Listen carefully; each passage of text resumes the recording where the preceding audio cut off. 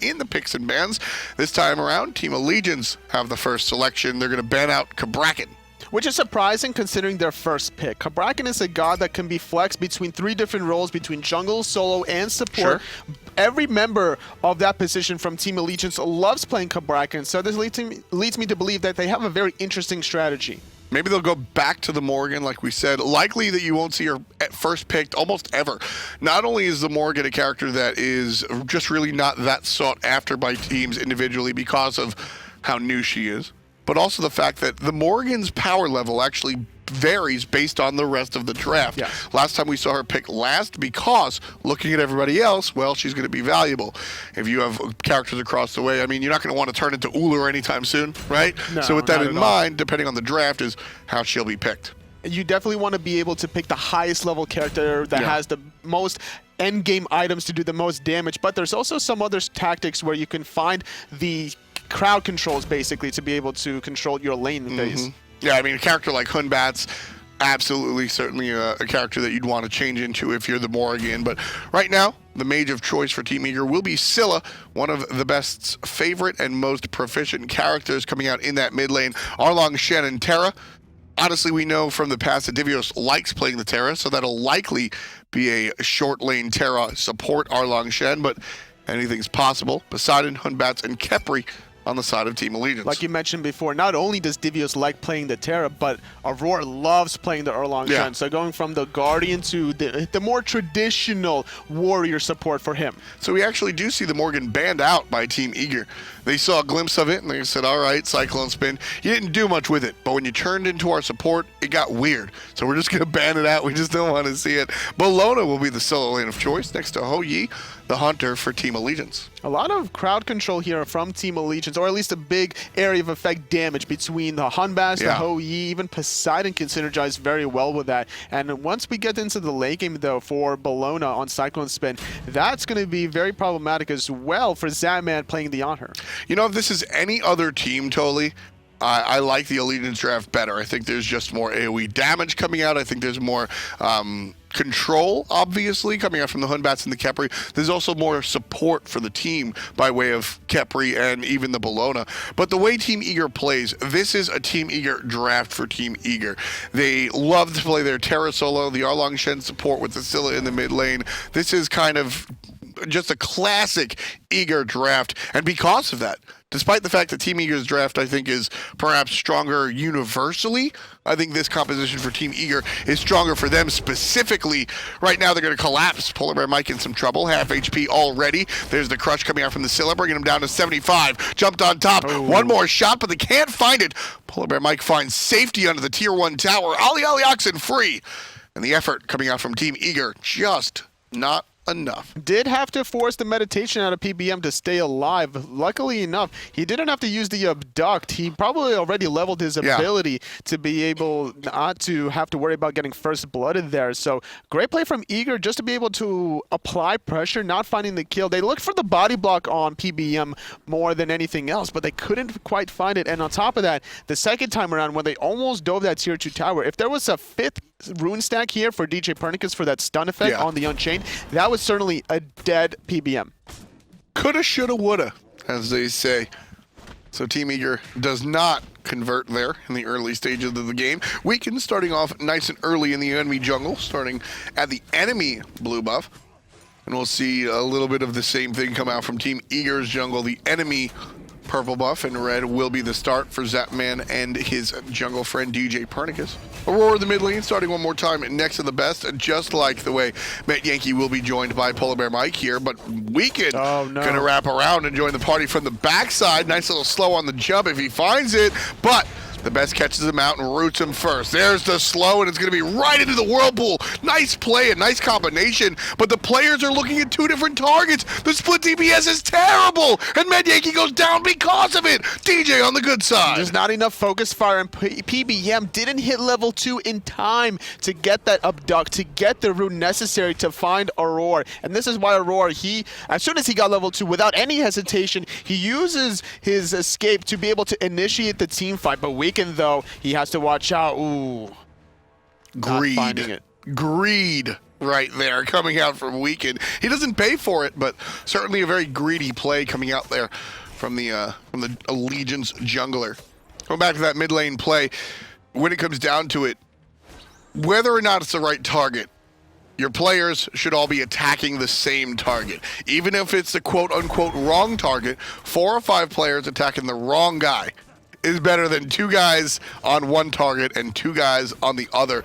That play right there goes to Team Eager simply because Allegiance are targeting 2 separate players.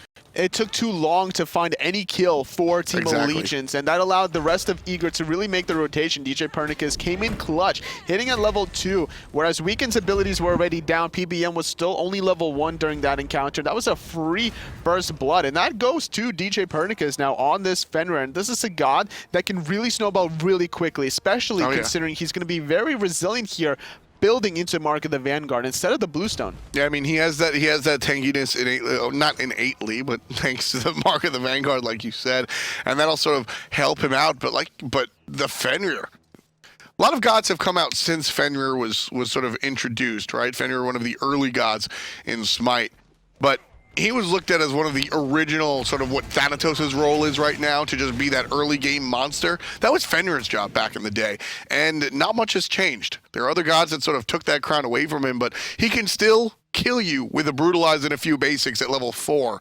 So with that, like you said, with that first blood under his belt, now hitting level 5, the Ragnarok certainly expected to come out in a hot gank sometime soon. It's all about the base damage for the junglers that elect to go for that tanky build. You're just relying on your cooldowns as well as your resiliency to do the initial base damage on these squishy targets that don't have the high health pool. And with all the abilities that the enemy team does to you, that's where the rest of your team is really going to be able to follow up off of your own base damage. Look at the gall of Oceans right there. Zapman drops the pillar, and Oceans walks in front of the pillar, just daring Zapman to use that Impale. Now, should he use the Impale, of course, he's going to have the upper hand against the Hunter, but then you can look for the turnaround play. Zapman and DJ will just take this purple buff pretty much no problem. I like how DJ just jumps over the wall, scares away the opposition, then comes right on back. Zapman, he was in a 1v2 last game, but this time around getting a little bit of assistance, and on this Anhur, probably going to be building now into the Warrior Tabby to extend this lead to be able to 1v1 Oceans on the Hui. ALG saw what Team Eager did last game and just incessantly beautiful crush invading the right-hand side of the map, and Legions are going to try it. But looks like Team Eager not allowing that to really happen as much. A 1,000 gold lead right now for Team Eager, just about underneath it, if I want to be a little bit more precise. But Allegiance, like I said, they want to play the invade game that Eager did last time around. But Eager are they're a little bit better at defending these buffs than we saw ALG pull off last game. The jungle fights are going to favor Allegiance for now with the addition of Weekends, Fear No Evil, and Medi Yankees Crack, and the damage and the control at this point before the items and the tankiness, the health, all that comes online for Eager. They don't want to deal with that kind of damage quite yet, even before the Aegises come online. So this is something that Eager is just going to wait on now and play behind. Divios does have a 1-level disadvantage in the soul lane as to Cyclone Spin's aggression, but on the flip side, Zapman, getting some assistance from DJ, has a 2-level lead over Oceans. Right now, only 5.5 into this game. And this one, a little bit more. It's very interesting the way that our games have gone today. The match earlier today, Obey versus Valence, was not the most quickly paced game, let's put it that way. Whereas game number 1 here for Team Allegiance versus Team Eager wasn't as slow, but it was almost just as methodical. Very, very important fights going on and very important decisions being made. Team Eager here versus Allegiance, match number 2. This is a little bit more raw slow. However, the Gold Fury dying relatively quickly, found to 50%, and then leashed out as Oceans showed up. Like I said, game number 1 was calculated. I think this game is just a little bit more slow. What are the players waiting for to really make their mark? They're looking for these the jungle fights just like that. Medi Yankee, though, getting saved, but Weekend's going to save and find a killer for himself with that Furious Monkey. Beautiful play coming out from PBM, just very routine. Very, just a poor that was a poor decision made by DJ Pernicus, who, I mean, this is a player that has historically made some ill choices like that, and then I think turned it around last year, but that looked kind of old school. It's all about the trust in his teammates, and this is something that DJ Pernicus definitely has with everyone from Eager. Unfortunately, he got a little bit bamboozled with Khepri right around the corner. He would have definitely found the kill onto Mad Yankee, but it's going to be the rest of Eager trying to find the kill, but the stun not against the pillar for Zapman. Ooh, Oceans finds the sidestep. Here comes PBM, gets the root onto both players and the Sun. Doesn't want to go for the abduct just yet. Oceans, a lot of stuff on cooldown for him, so just opting to play it safe. Team Eager now heading into the enemy jungle, looking to see if anything's available for the taking. Red buff spawning momentarily right after they're able to take up the purple. So Eager still on their invade game. Doing a great job as Zapman, electing not to go for the Tabby, but Zapman's going to have to retreat Aurora as well. The cooldowns are not available after that red buff invade. And that one right there, that sometimes you just got to sacrifice the support. Aurora goes down in exchange for a purple and red buff. I'm saying worth. Absolutely. Considering he's already one level ahead of PBM, the net worth as well. This is something that Eager don't really necessarily mind. As long as Zapman has this one level lead, he has the Transcendence to be able to build the stacks. He's still going to be looking for the V1s whenever he really wants to. DJ 2 levels down on Cyclone Spin, still looking for some poke. Cyclone Spin dings 11 to make it 3 levels down, but either way, DJ shows his face on the right side, which means Allegiance going to call the aggression on the left side, geared towards the Gold Fury, not going to be taken this time around, leashed one more time, as the best was lurking behind, but was found out. DJ got the speed buff away, trying to retreat away from Cyclone Spin. You can't really box against the level 11 Bologna when you're a level 8 Fenrir, especially in the enemy jungle where Weekend is making the rotation to be able to pick up his own speed buff that Cyclone Spin has secured. Yeah, our solo laners are relatively far ahead. Usually, you see this season, you've seen solo laners a little bit closer to the rest of the pack than you have historically. It wasn't really odd to see your solo laners 3-4 levels ahead of everybody else on the team in past seasons. But here in Season 4, everybody a little bit closer.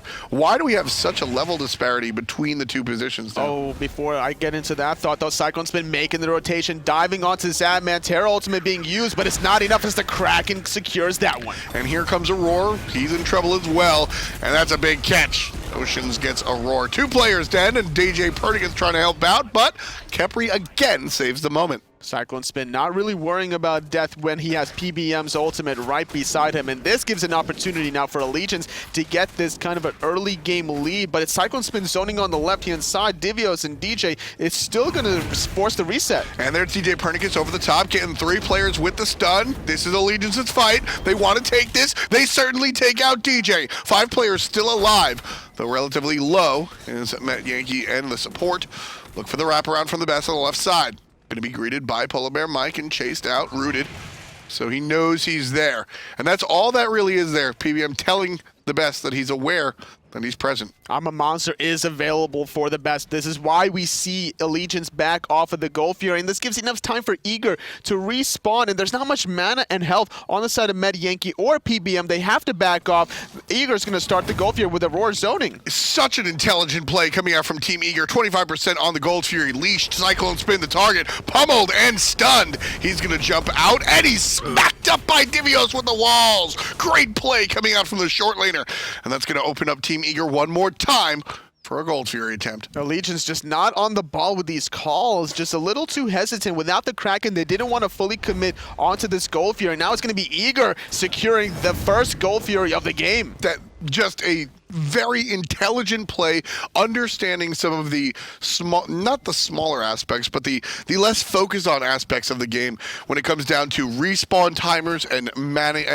just resource management. That's where we see Eager take advantage of that situation. Eager just had too many threats to contest the Gold Fury. DJ Pernicus sacrificed his own life to buy enough time for the best to stop being focused by Cyclone Spin on the left. And as a result, he kept trying to loop around the left-hand side, got spotted over that sentry ward above, and that's why we see everyone from Allegiance just back on off, bought so much time for Eager to make the respawns, and then it also stopped the back of Polar Bear Mike to be able to get the mana and the health that he really needed to contest that objective. And that's what it was all about for Team Eager.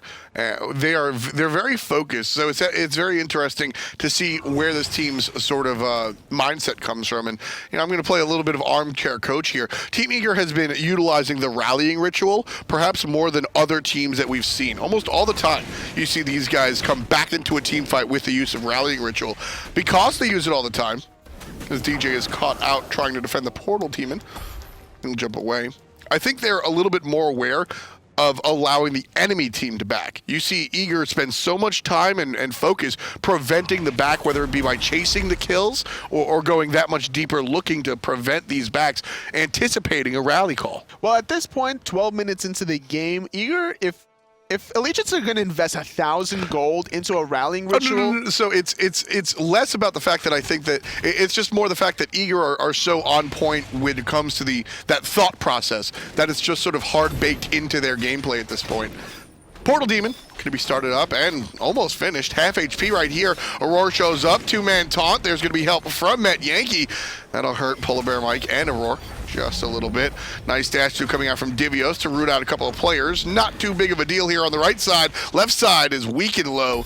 He'll make his way over to the right side to safety with the rest of the team, and relatively fine there for Team Allegiance. Can't say the same about Ocean. Zapman getting the better of that one, pushing him way beyond the tower. Just Zap asserting his dominance in that duel lane. Doesn't matter who he's against. Had he found 2 more in-hands against Ocean, surely would have been a kill there. But again, Allegiance starting an objective that they couldn't really secure on their own there on the Portal Demon. The Best was doing a good job yet again, using the crush through the wall, which forced Weekend in a spot where he had to think about ways to get the Best off of the objective. So he used a solo ultimate just to thwart the Best away from that. And well, it worked for the moment, so can't knock it. The problem is when you're using your Fear No Evil just to zone a level 12 Scylla away from the action, now you don't have it for the big 5-on-5 encounter that's going to happen about 10 seconds later. Exactly. So when it comes down to it, that Fear No Evil is going to be one of the bigger tools for Allegiance to use. Now they've got Bologna ult as well as a Kraken. Really, the Whirlpool is going to be more effective in that situation.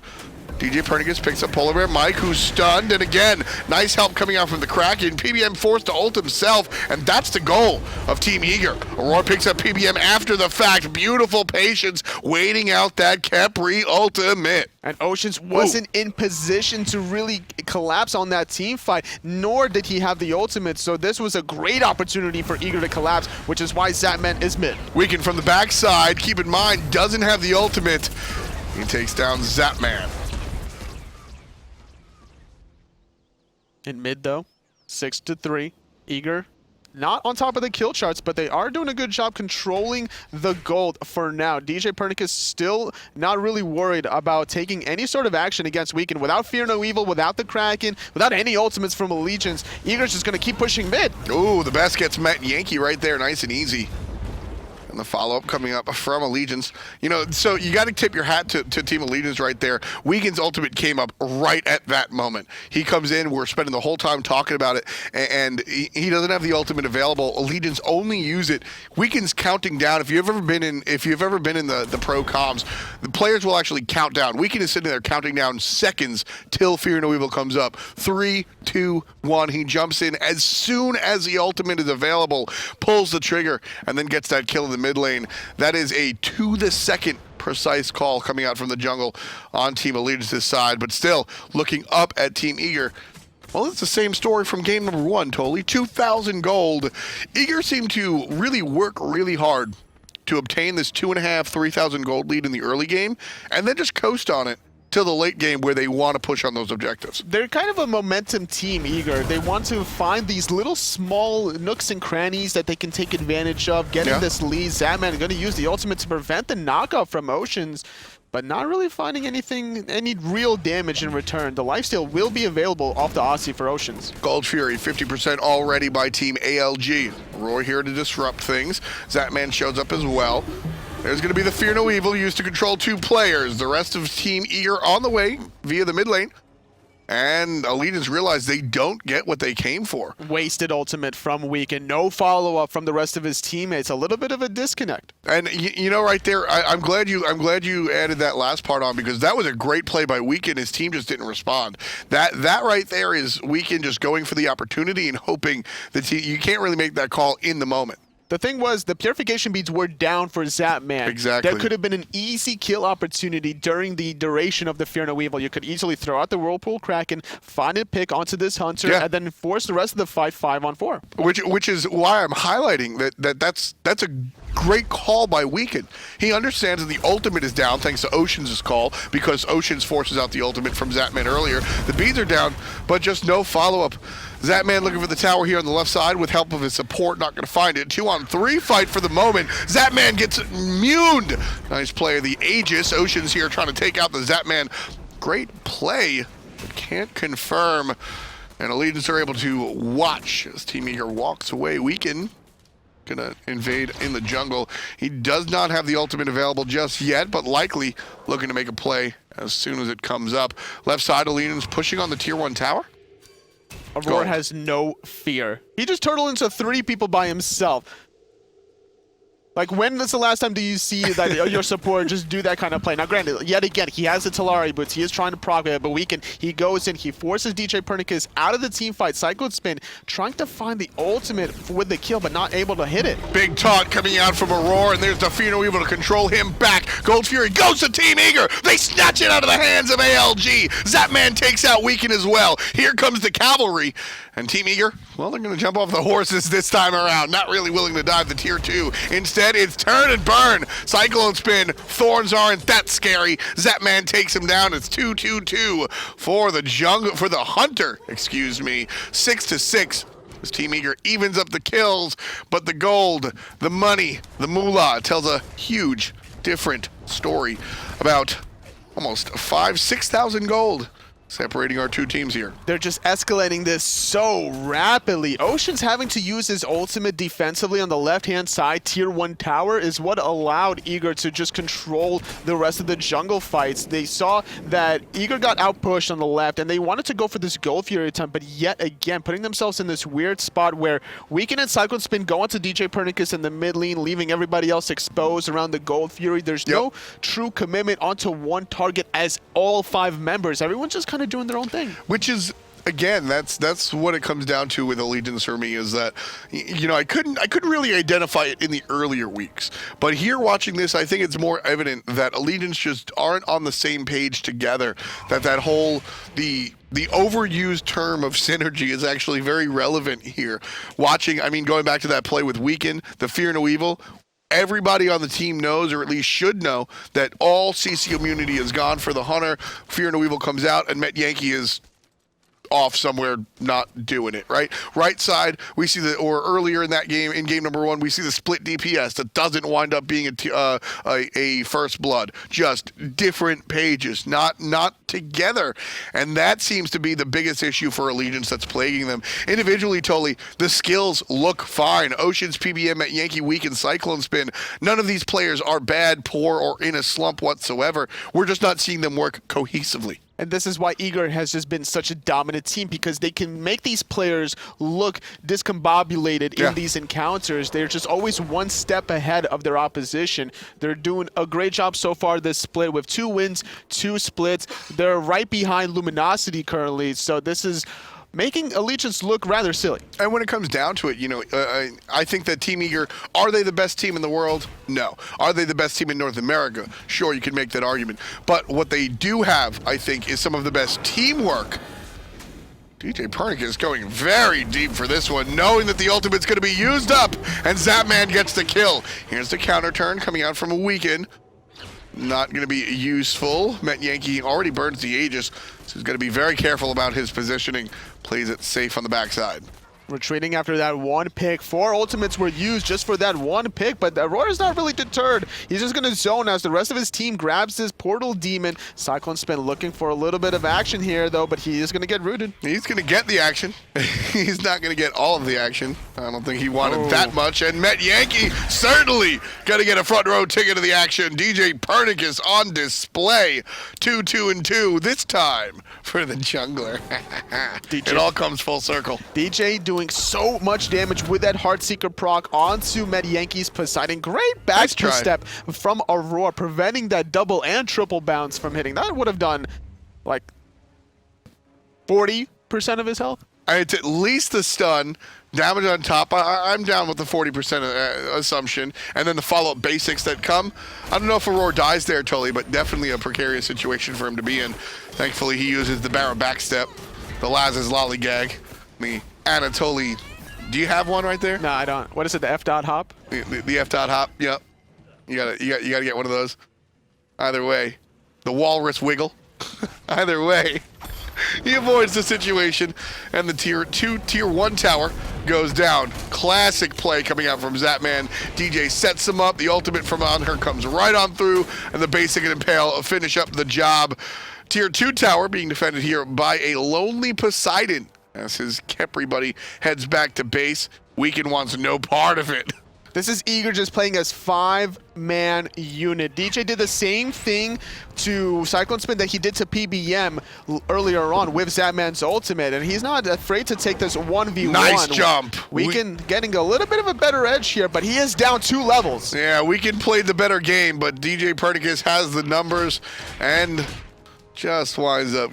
So right there, Weekend just outplays DJ Pernicus every step of the way. He controls him with the ultimate first of all. He jumps over the jump, ensuring he's not going to be stunned. Follows up by coming around the backside, looking for the basic attack off of it with the monkey bounce. Beautiful play by Weekend. Unfortunately, he's too far behind to actually find the kill. Also, to be fair, Hunbats is not really that 1v1 type character, but nice performance coming out from the jungler. I like to see the upside individually because, like I said, individually this Allegiance team is fine totally. I have no problem with these players. They just need more time in the gym together to really get used to each other. I actually believe that Hunbats is a great 1v1 potential character. With the addition of his passive finding the crits, as you use the enhance, you're building your Heartseeker stacks to be able to get that additional damage off of your abilities. Okay. And as long as you're able to auto attack cancel in between your abilities, you squeeze in that extra enhance to continue using your passive. It has great outplay potential. Well, so yeah, I mean, I think what I'm trying to illustrate is the fact that when I think Hunbats, I don't necessarily think individual assassin monster. That's where I'm thinking the Fenrirs, the Circuits, etc.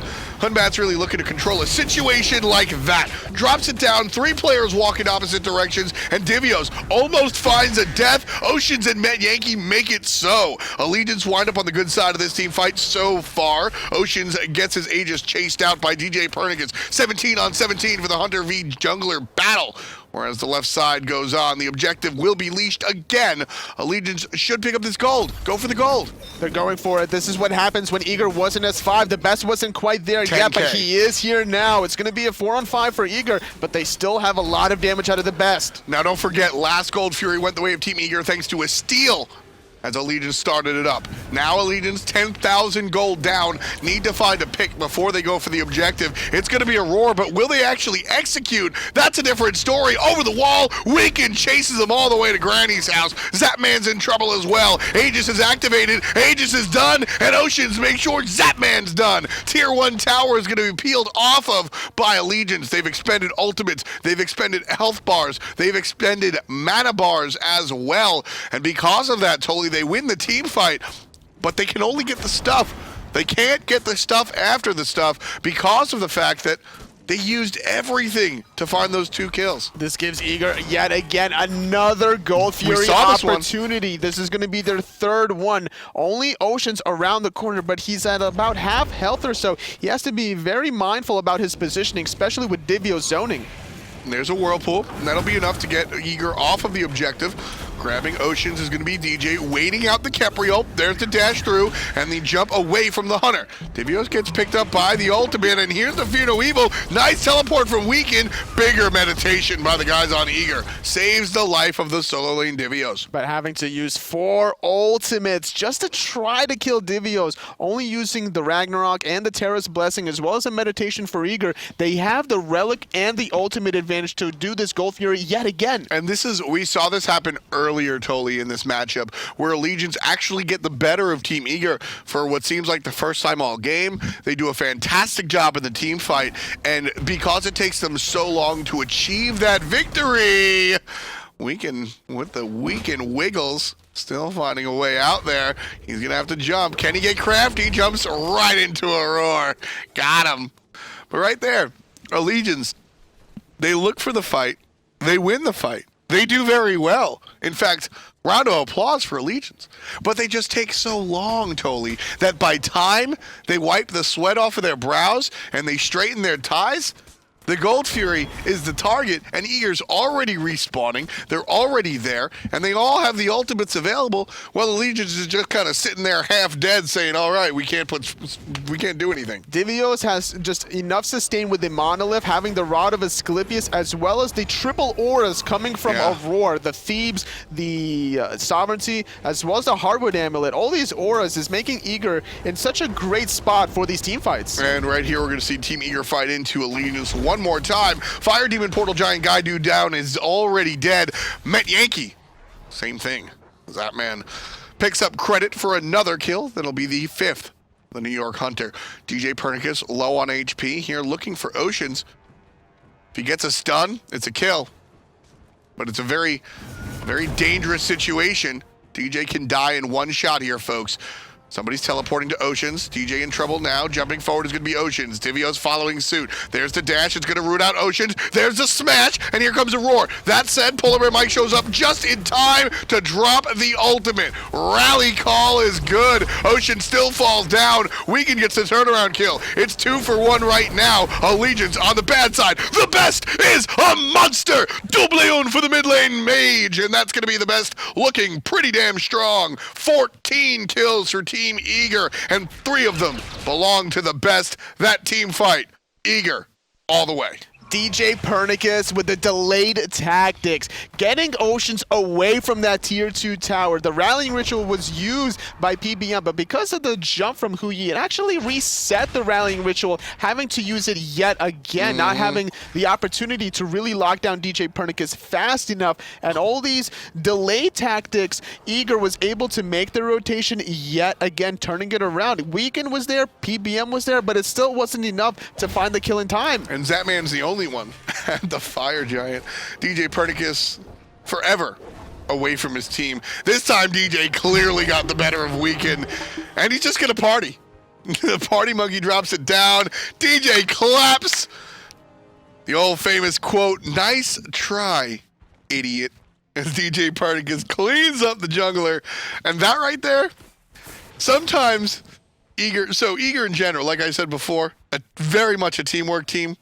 Sometimes you got to make a play for yourself. And DJ knew that he got outplayed by Weekend last time around. They definitely have a little bit of bad blood between these two. I love to see these two specifically in a LAN setting and environment, because you'll never hear them stop talking, whether it's to their teammates or whether it's to the opposition. And you have to do that to get into the enemy's mindset. Absolutely. And you know what's fun is that Weekend and DJ here, not only is there bad blood between them, but they're actually 2 of the more mature players in the league. So they handle it they handle it in a way that's actually entertaining to watch. They're not gonna call each other fatheads on Twitter. Instead, it's just gonna be on the battlefield. They're gonna call each other names in game, right? When you're at LAN, things start flying between these 2 desks. That's what's fun to watch. That's what's entertaining. And this is the type of rivalry that I really enjoy watching, especially when it plays out like that. Weekend gets the better of him, but he's too far behind to actually get the kill. DJ turns around and gets it that time.